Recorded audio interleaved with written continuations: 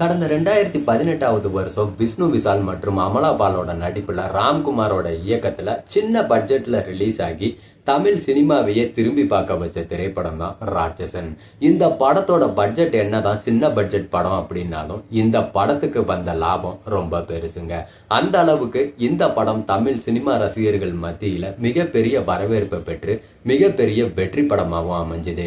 2018வது வருஷம் ரிலீஸ் ஆன படத்திலேயே சிறப்பான திரைப்படம் அப்படின்ற பெயரையும் பெற்று இருந்துச்சு இந்த ராட்சசன் திரைப்படம்.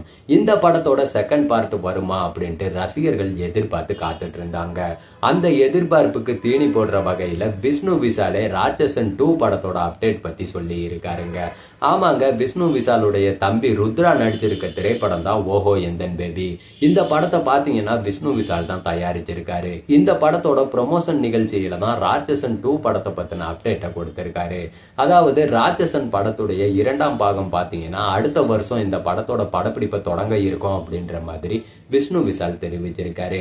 அது மட்டும் இல்லைங்க, இப்ப கட்டா குஸ்தி படத்தோட 2ஆம் பாகத்துல விஷ்ணு விஷால் நடிச்சிட்டு இருக்கிறதா சொல்லி இருக்காரு. ராட்சசன் 2 படம் பாத்தீங்கன்னா அடுத்த வருஷம் தொடங்க இருக்கு. அதுக்கு முன்னாடியே இப்பவும் பாத்தீங்கன்னா அவர் 2 வானம் அப்படிங்கிற படத்துல ராம்குமாரோட இயக்கத்துல தான் நடிச்சிருக்காரு. இந்த படத்தோட இயக்குனர் தான் ராட்சசன் திரைப்படத்தோட இயக்குனர். இந்த படத்தை முடிச்ச கையோட கட்டா குஸ்தி 2 முடிச்சுட்டு அதுக்கப்புறம் பாத்தீங்கன்னா ராட்சசன் படத்துடைய 2ஆம் பாகத்துல நடிப்பாருன்ட்டு எதிர்பார்க்கலாம்.